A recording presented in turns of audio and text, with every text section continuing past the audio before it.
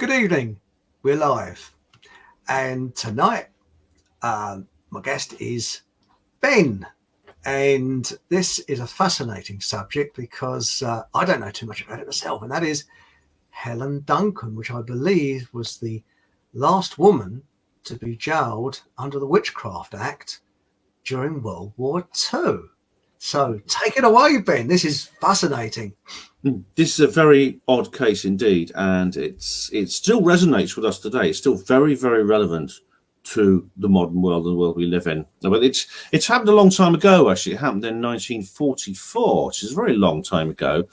But it was a very odd court case. A woman called Helen Duncan, who was from Perthshire in Scotland, was put in jail for 9 months under the Witchcraft Act of 1735. This is an archaic law that hadn't been used for about 100 years before it was actually used this time. Helen Duncan was the second last person to be actually tried under this act, and she was the last person to be convicted in a prison. Someone else was tried afterwards, probably just in this kind of like some kind of common law precedent. It wouldn't have happened if it hadn't been for Helen Duncan. It's one of these things in law that sometimes happens. Yeah, Helen Duncan was actually taken down, put in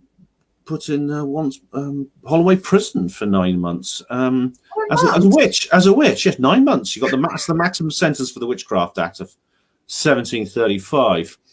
The text of the Witchcraft Act is very odd. I mean, if I can remember it off the top of my head, for the apparent conjuration of spirits.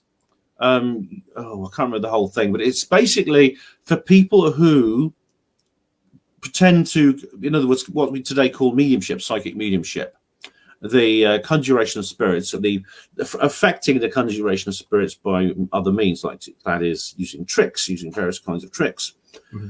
So this was she was actually convicted for being a fraudulent medium, and indeed, when the Witchcraft Act was repealed, it was actually repealed in 1951 and replaced with the Fraudulent Mediums Act, which was repealed in 2008. There's been none since then. I mean, standard consumer laws are sometimes applied. But this is a very interesting lady because she was born in 1898 and very quickly became very famous because she had some amazing powers.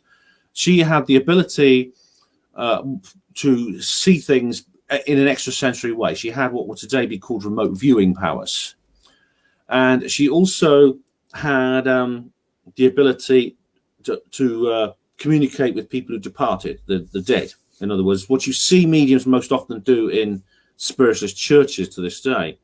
She was also a very, very rare and elite form of psychic medium because she was a manifestation medium or materialization medium. This means a physical medium has the ability to alter the actual world using sometimes generating sounds or voices or knocks. But ectoplasm. The manifestation mediums are the mediums who can produce ectoplasm. This means they actually can emit from their own bodies physical forms, which take the form very often of the body of the person who's died. They appear in physical form, as if they're alive now. As if they were alive, and they can actually communicate physically as you would normally. They appear in this ectoplasmic substance, which is kind of like a white substance which glows. No one knows what it is. Some people claim to have captured some of it, but it's never actually been certified. But so she actually did this her whole life. Then something rather odd happened in January of 1941. She was doing a séance in Portsmouth, at the place called the Inner Temple, which is not the Inner Temple. Sorry, the Master Temple, which is a room above a chemist shop. I've been there actually. It's just someone's flat. They live there now. But if I could just briefly stop you there, for people that just joined us, we're talking about Helen Duncan. Sorry. Yeah. Okay, no problem. And she was arrested. She was actually. This is the second. I mean, she'd done a séance once before in January. She was actually arrested in November 41. Sorry, she was something weird happened in January 41. A very strange thing and this is what I think led to her arrest because. What happened was she was arrested several times. Now, what happened was a ship sunk. Sunk once. Yeah, battle. It was actually a battle cruiser, what's the name of the class? Is an Imperial class battle cruiser. It's the biggest and most powerful ship the Royal Navy had, called HMS Hood, and it was sunk by the Graf Spee, which is a German battleship in the North Sea, and she went down with 1,400 sailors drowned with her when she went down, and this was a total shock. She announced this in the middle of this seance. She said, well, I'm sorry to... What happened is a spirit guide, a guy called Albert, who was an Australian, he was an Australian guy who spoke with a strong Australian accent. He died in the 1920s and had come back as Helen's spirit guide. And he said to everyone, I'm very sorry to inform you, a British battleship has just been sunk. HMS Hood has just gone down, and I have 1,400 of her officers and men here, newly arrived in the spirit world. I'm afraid they all drowned. And it's true, the ship had gone down with very few survivors, actually. But there was a D notice, or equivalent of a D notice. Well, this is the odd thing. Not originally. What happened was, fatefully, one of the people in the audience that day happened to be a chap called Brigadier Roy Firebrace, who was head of... he was head of intelligence for Scotland. I mean, I think actually, come to think of this didn't happen in Portsmouth. This happened in Scotland, in Edinburgh. But he was head of Army intelligence for Scotland, and he said, "What's going on?" And he phoned up his boss, and he says, "Look, what's happening? I've just been told. I had a rumor." He didn't say how, because the thing about Firebrace, he was a member of the Society for Psychical Research. He was a very keen paranormal investigator as well as an intelligence officer. And he knew Aleister Crowley. He moved in these kinds of circles. And he phoned up his boss. He says, "Look, what's going on? Is there rumours that a British battleship has been sunk?" He said, "Oh, no, it's all right. Don't worry about it." But then an hour later, he got a call on the Scrambler, that is the encrypted phone line from the Admiralty in London, saying, "Oh, we've just heard that you've been asking about this ship, HMS Hood. Well, I'm afraid to tell you, she's just been sunk. She's been sunk, and 1,400 of her officers and men have just gone down." And Firebrace was astonished because they'd only just heard about it at the Admiralty. Yet Helen Duncan was here in a spiritualist church in Scotland telling people about it through the testimony of the dead. And here he, as both a psychical researcher and an intelligence officer, knew very well the implications of what was going on here. He knew very well because he understood that this represented an unpluggable leak. I mean, you've probably seen these movies or something where people say, "We had to kill him because he knew too much. He was going to talk." Yes. But she did too much, didn't she? Well, the thing about it is, what do you do when you can't silence someone even by killing them? And what happens now, we don't know for certain what happened, but I know that we know for a fact, as a letter exists, that Brigadier Roy Firebrace specifically wrote to the Admiral, to MI5, telling them to keep an eye on Helen Duncan, because he knew what was going on here. She was giving out this information. It was going to get out. Rumours were going to circulate. MI5 had to watch her, because the fact is that if our side was watching her, you can be damn sure the enemy was as well. The enemy had also planted their agents in her spiritualist churches. And of course, this happened. What happened was in 44 was it all came to a head in 44 because she announced in November 41 about the HMS Barham. This was another ship that sunk in the Mediterranean. Again, 800 men went down, and this was the one they kept secret. This was the one they decided to keep the sinking of the Barham secret, because this was after Dunkirk, and everyone was terrified. I mean, we look back at the war now and we said, "Oh, well, we shrug our shoulders," but these were people who was in the middle of the war. No one knew how it was going to go, and we just had Dunkirk, and so they decided not to tell people. They just said, "Look, we're going to keep this a secret because it's going to ruin morale." Because this is another Admiral class battle cruiser, and it's another of these big ships, and it's a massive loss to the Royal Navy. It's a huge loss to our war power, our naval power. We don't want people to know about this. But anyway, Helen went to the Master Temple in Portsmouth. And not only did she report that HMS Barham had sunk, but one of the sailors appeared in ectoplasm in front of the. And what's more, his mother was in the audience, and she recognised him, and she broke down and cried. He was there standing in his square rig with his little hat, HMS on it, and she broke down and cried because she realised he was dead, and she had no idea because no one had told her. And that was when I think people took it really seriously. And in March of 1944, Helen was arrested. She was arrested on a trumped-up charge. There were two guys from the naval provost in the audience. They pulled her in, and they basically. I mean, she was expecting a small fine under the Vagrancy Act or something like that,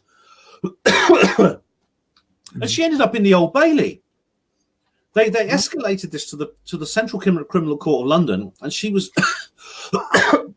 facing the Witchcraft Act of 1735, which is basically the most serious charge that could possibly be laid against her. And indeed, she was convicted. It was like, why? Why was this happening?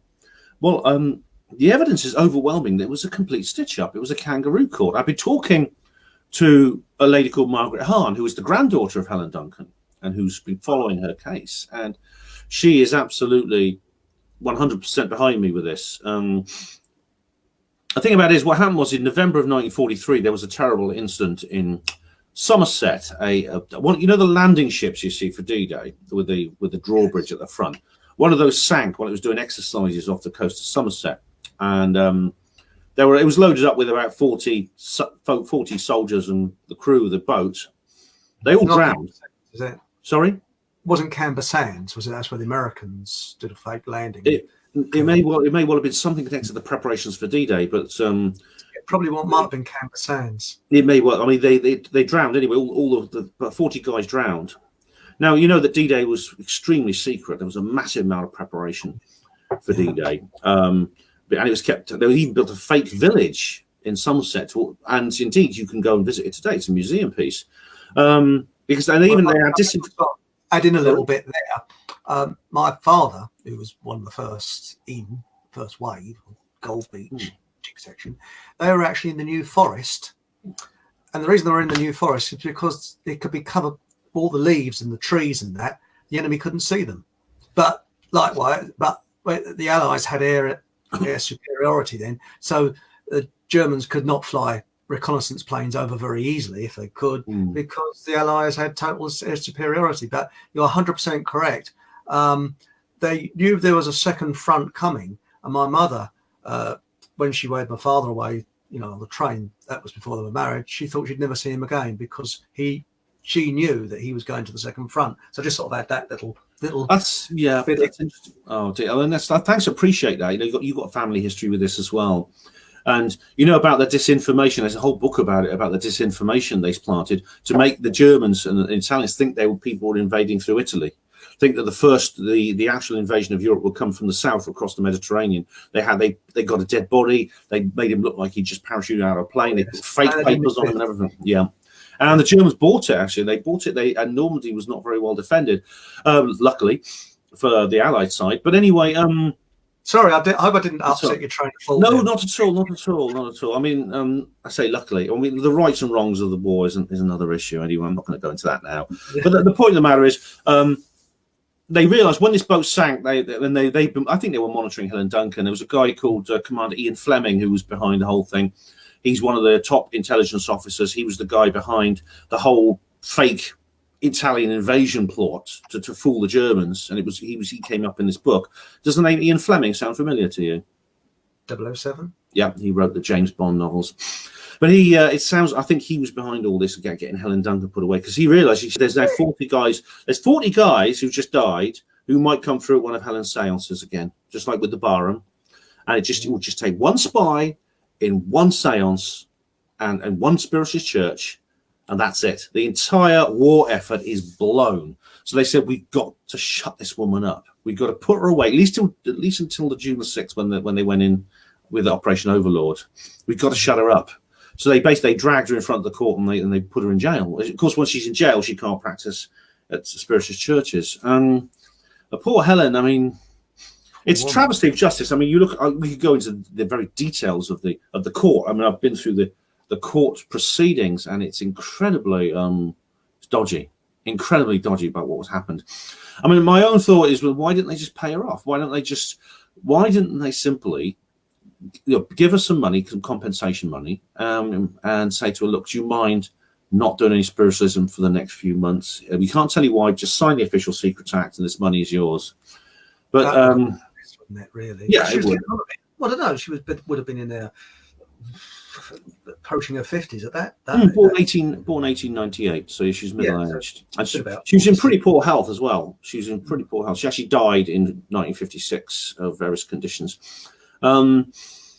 It's like, to me, it's one of the most obvious setups in the world, and I mean, it's strangely similar to what happened to me in the NHS, actually. I don't have time to, but I don't know if I go into the whole thing, but I felt, look, what happened to me when I was kicked out of my job, that there was a subtext which was not being discussed openly. Something was going on behind the scenes. Something was being done. There was some discussions going on behind the scenes, and you could just see it. You could see them appearing in what's happened during the hearing, my disciplinary hearing, and my subsequent dismissal, my discharge from the NHS. But I think we better explain to our viewers that you could probably explain it better, but Ben worked in the NHS for many years, and he did nothing wrong, perfect, but it's because of your interests in what we look at and that. I don't think you even went to any demonstrations or anything. You were just harmless. You got the order of the boot. Yeah, I went to a few things. I went to a few events and things like that. But yeah, I did get the boot. I've been at Hospital Port for 23 years. No one had had any trouble with me before. But I went to a conference in Swindon, was interviewed by a couple of newspapers. And next thing I know, I mean, literally days later, which is amazing. I mean, literally days later, it was very amazing how quickly they fast-tracked this complaint. I was suspended, and they wouldn't tell me why. And I spoke to my shop steward, and they said, "Look, I was suspended last night. I came in for a night shift at 10 p.m." And he said, "Why?" I said, "I don't know." And he says, "What do you mean you don't know?" And it went on from there. I was absolutely terrible. I was emotionally very, very upset. They didn't tell me for 5 days, and then it turns out that's very worrying for you as well. Yeah, they just came out that they didn't have a problem with anything I was doing at work. They said that in my off-duty life, I had been carrying out activities that were offensive, inappropriate, and unprofessional, and might bring the NHS and the hospital into disrepute. And then they talk basically about these things that I do with Panweb, things that I've done I've been doing at the time. I mean, I started in 2006, and they all knew about it. No one ever complained. No one even approached me in an informal manner and told me, Ben, you need to tone it down with all this, especially bringing the hospital porter thing into it. You need to, it doesn't look good. No one ever did that, not once. Next thing I know, I'm like dragged away and I'm sacked. I mean, I'm steamrolling out of my job, my job which I loved and had done with great dedication for 23 years. So if it said the name of your hospital, Porters Against New World Order, well, yeah, they might have something, but hospital porters, that is ambiguous of where. But you could be porter anywhere in the country, couldn't it? I did mention that the name of my hospital several times, actually. I did mention which hospital I was at. But again, nobody approached me. Nobody once came to me and said that it was out of order. Nobody once came and approached me and said that it was out of order.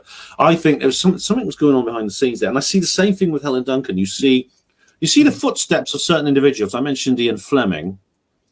There was also the Recorder of London, a guy called John Dodson, I think his name was. He was like the judge at the Recorder of London is the judge at the Central Criminal Court.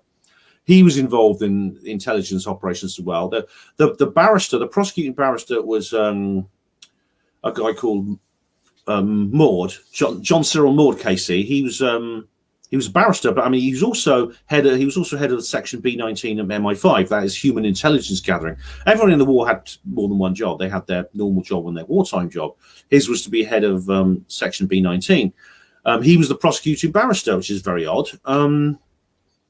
He was assisted by a guy called Henry Elam, who is also odd character. Him. There's the Chief Constable Arthur West, head of the police in Portsmouth. He was connected to the two guys, the two moles, who that from the Navy Provost, who were in the audience at the time when Helen was arrested.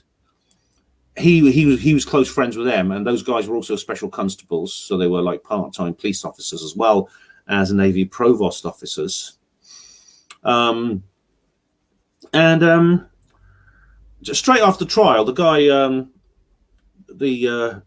Worth, Lieutenant Stanley Worth, like the one of the two moles, he immediately emigrated to New Zealand and lived there for the rest of his life. It was very difficult to get hold of him. He did one interview where he stands by what he said. He said Helen Duncan was just a fake. There was nothing going on here. It was just a fake. But Loseby, the defensive barrister, Henry Loseby, I think he was a really good guy. He was a spiritualist. He wanted to prove Helen right. He wanted to prove Helen innocent. He made some tactical errors, though. That's the problem. He made a couple of errors, which got her convicted. The odd thing is that Helen Duncan wanted to perform a séance in the court to prove that she was a real medium, and the judge wouldn't allow it. It's very weird, actually, because the judge said no, but then he agreed to poll the jury. The jury were polled, and they voted not to, apparently. And Helen could not do her. She was very bitter about that, Helen. I mean, she pinned all her hopes on this. Indeed, so had Loseby. And for the rest of her life, she was actually very angry that she had not been allowed to perform this séance in court, which would have, that would have been amazing anyway. I mean, it's certainly in terms of legal history. I mean, just imagine how incredibly groundbreaking that would be.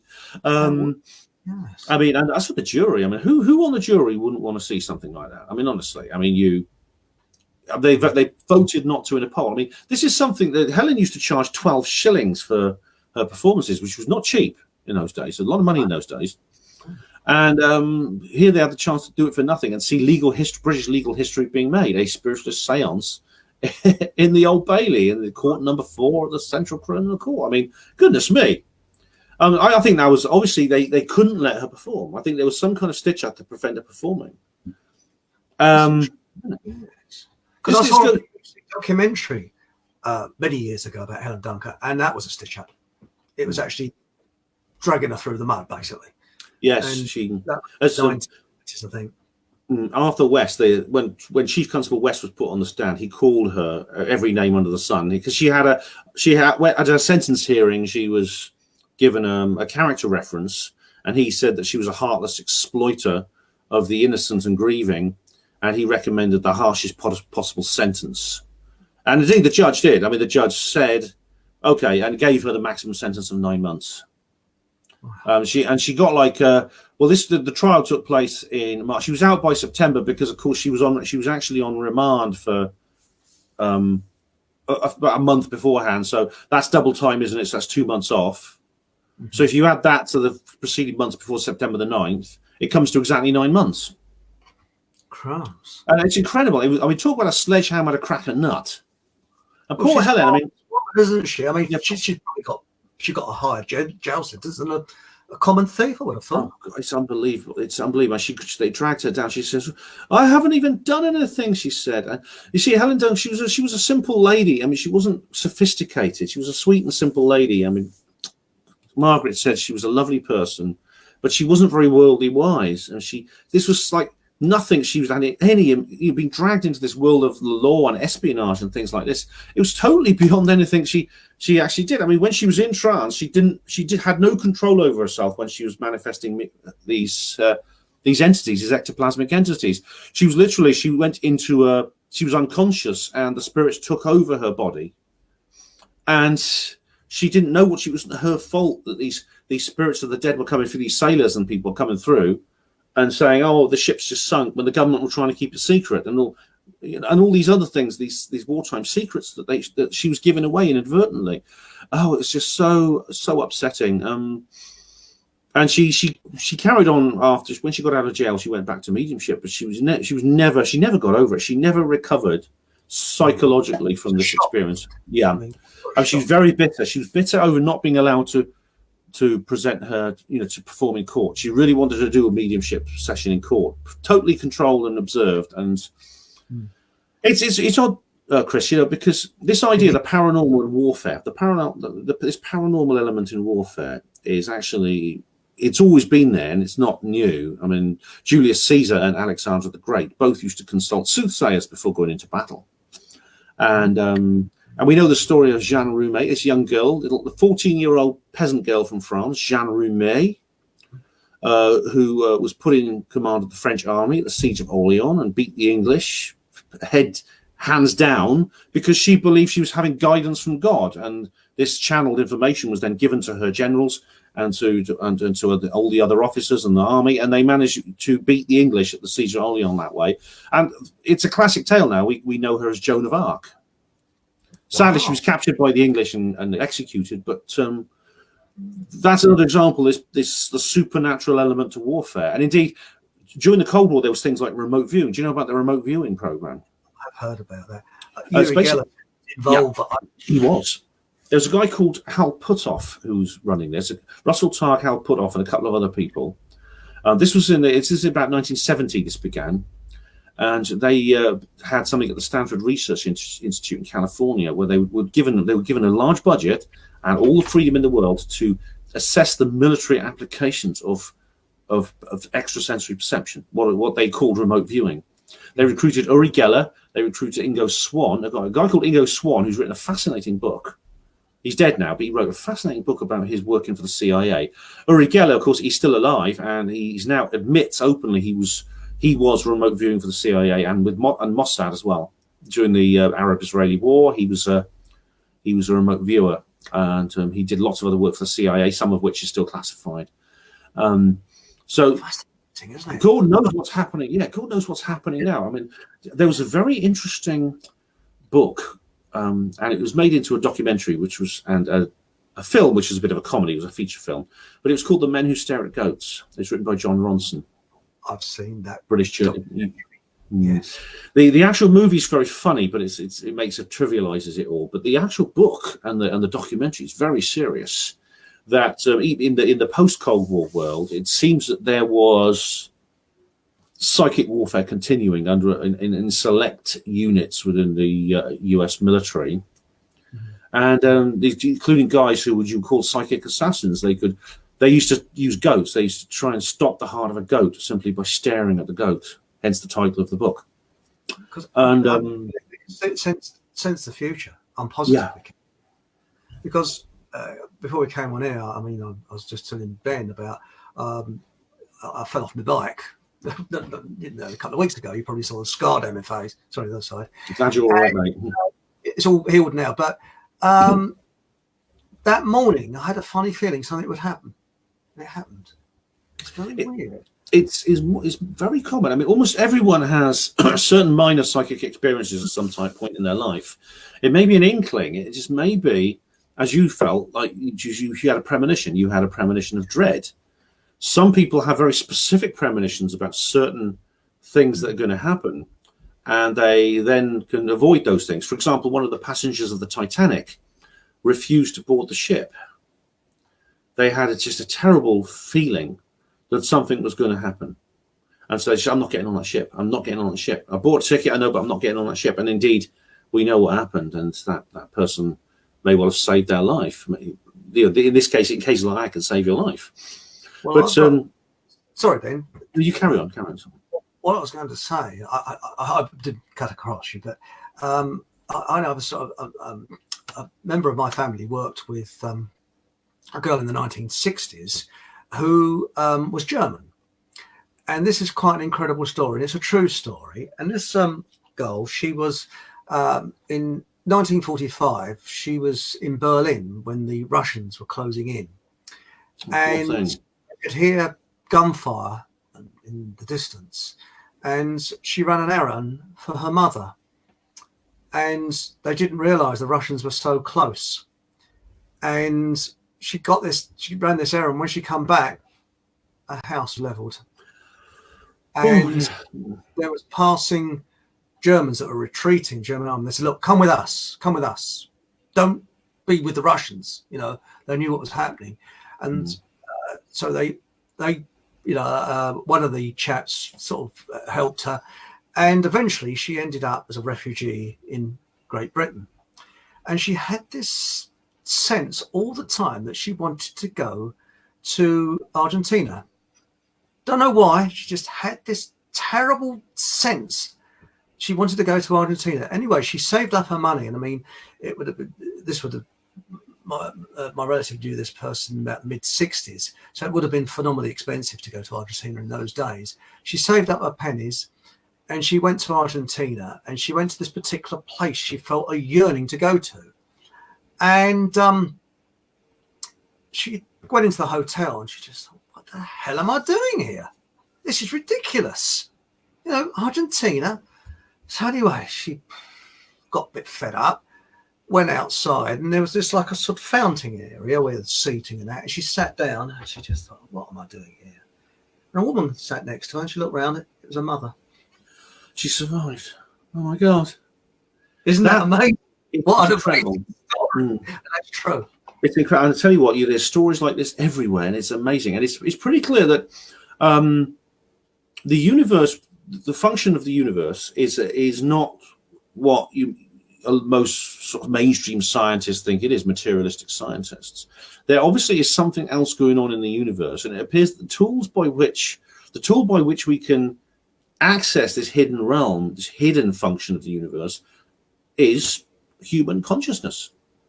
It appears to be human consciousness.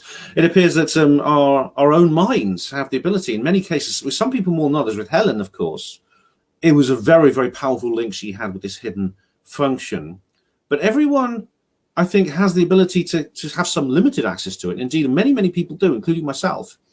It appears this is the way. I mean, I'm fascinated by psychical research. I'm interested in the near-death experience studies, which are fascinating.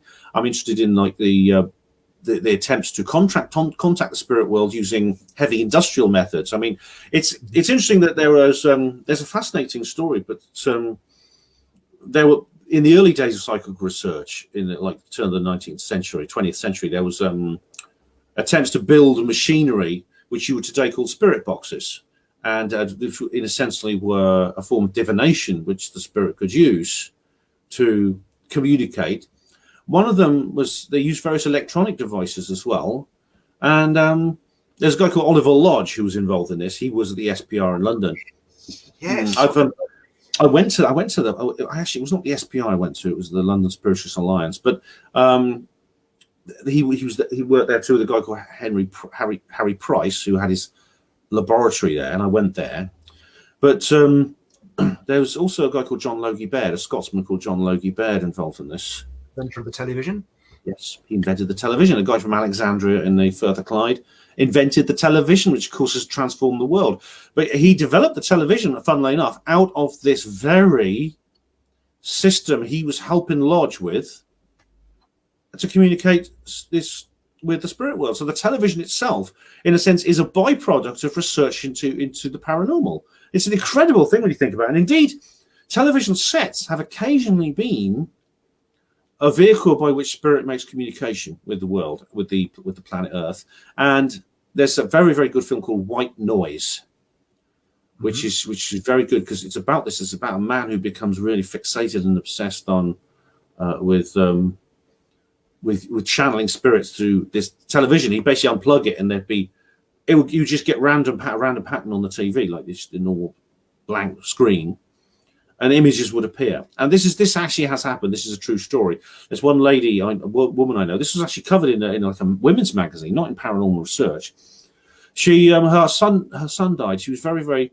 She had a son who was about 15 years old, and he died in an accident. And he appeared. She kept his room exactly as he left it. It was almost like a kind of memorial to her son. And he had a television set in there. She never switched on.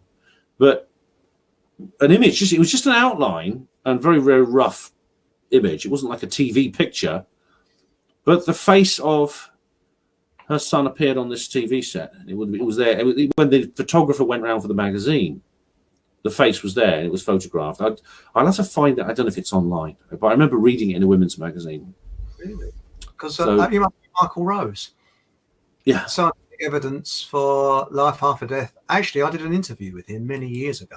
Yeah, interesting chap. I don't know. I can't remember him very well, but I've heard of him. Yeah. Yeah, and actually, I've got my website going along the bottom here. If you go on there and go into the radio section, you can actually hear that interview I did with him. Very interesting man. And he reckons there's scientific evidence for life after death. And, there is.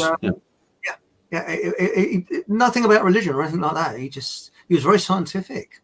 And apparently, Oliver Lodge and that were silenced.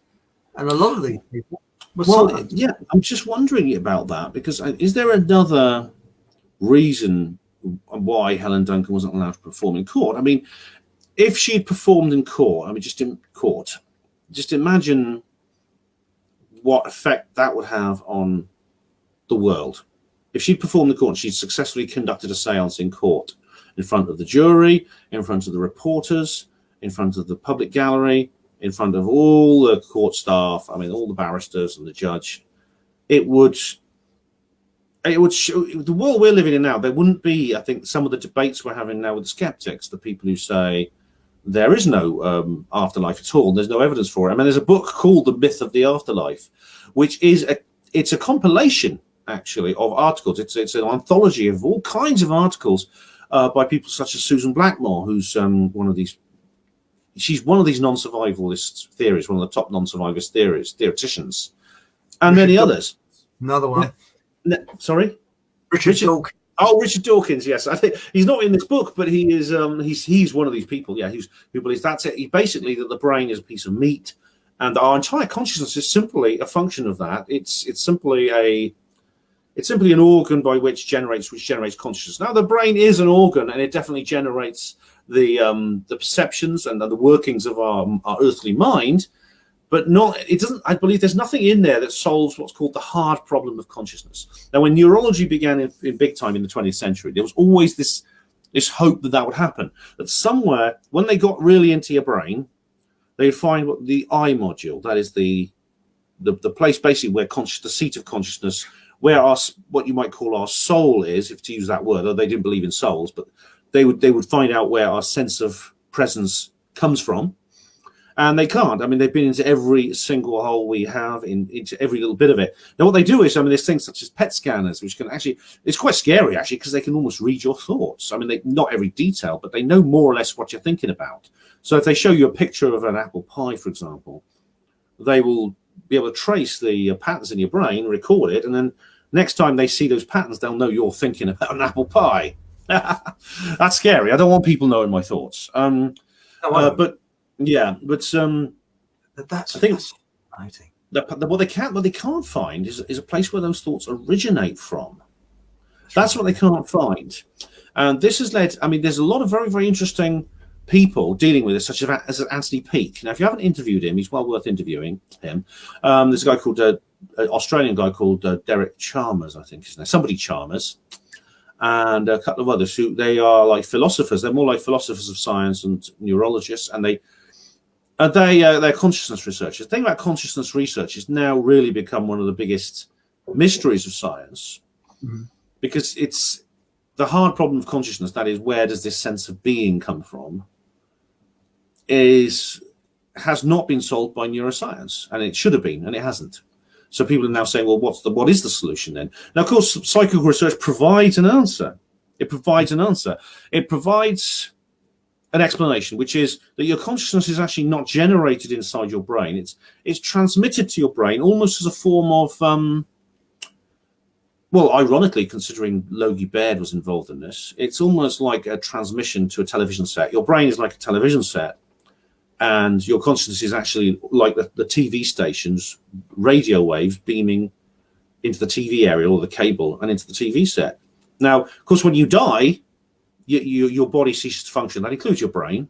You could use the analogy of the television set breaking down or being switched off.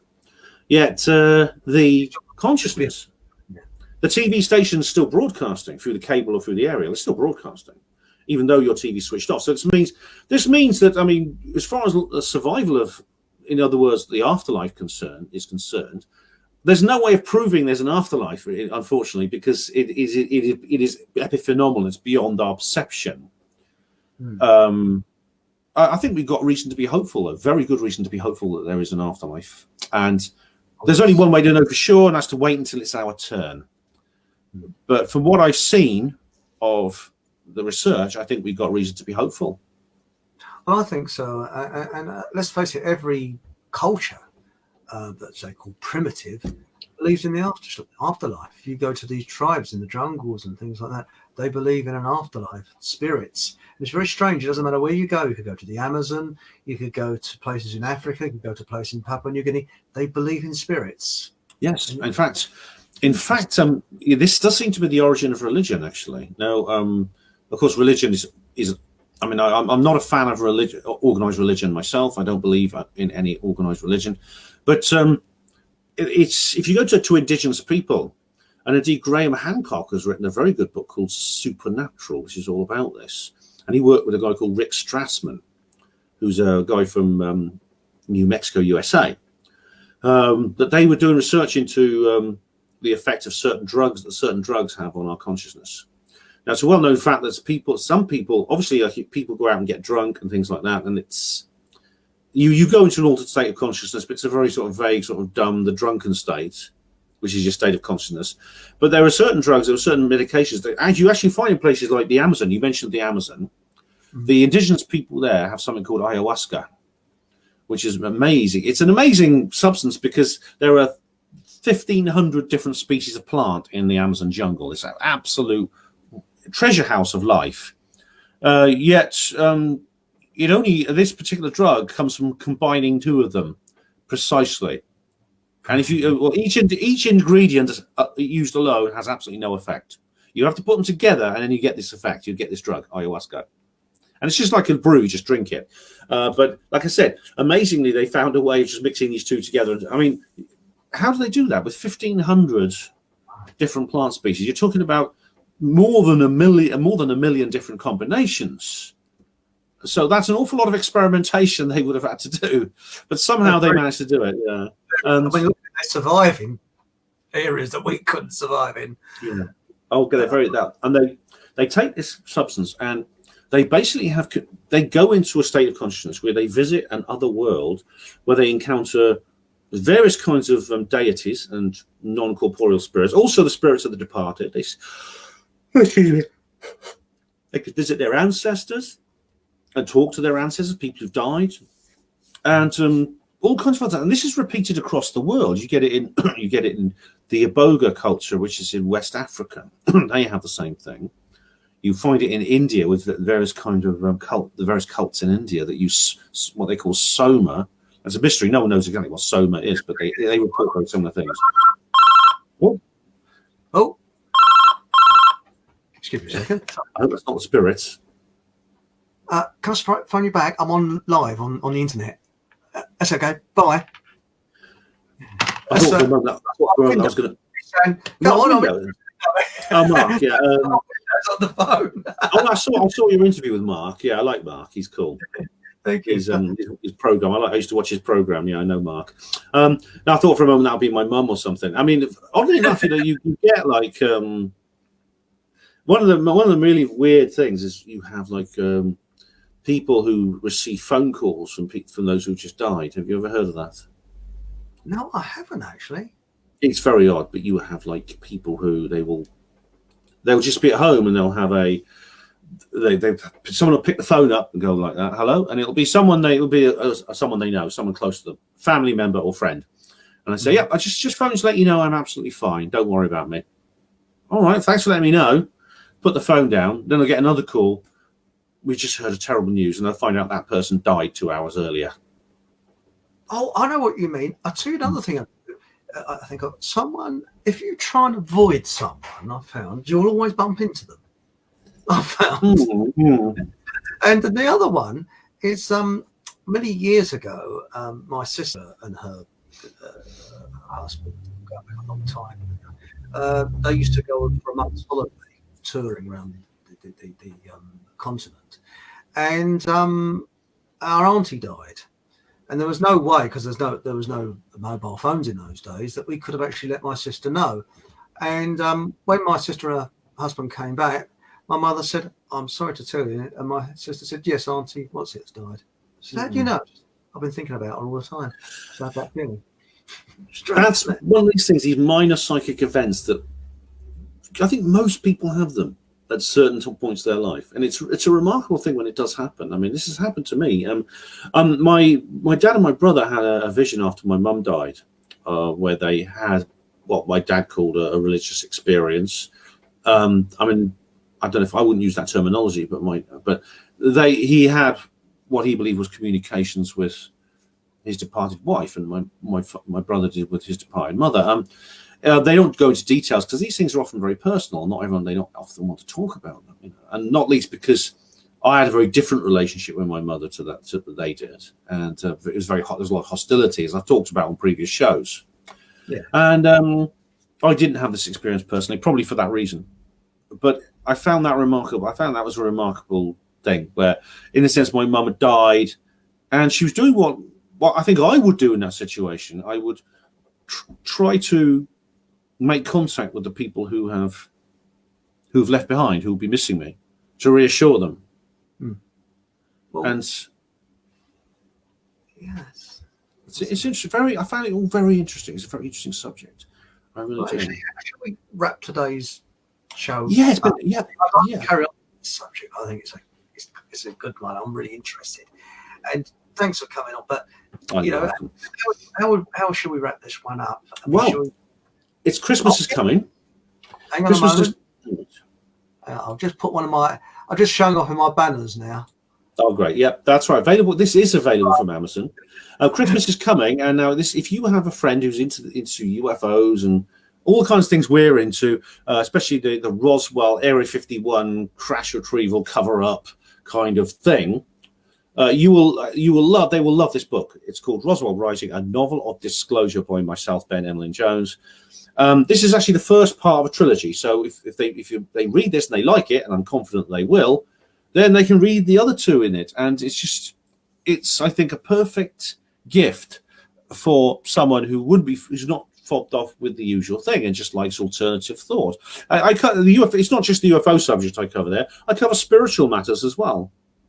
That's covered in the book. It's got a lot of things in it. So do consider that as a present, or indeed even getting it yourself if you're into that sort of thing. You can get it at Amazon, as you can see here, or available at all other retail outlets. I haven't been banned yet from these, so hopefully I won't be before Christmas. And you can see your website going along the bottom there. I'm really getting a bit smug with these. It's very good, very clever. And I sort of, hey, look at my banners. On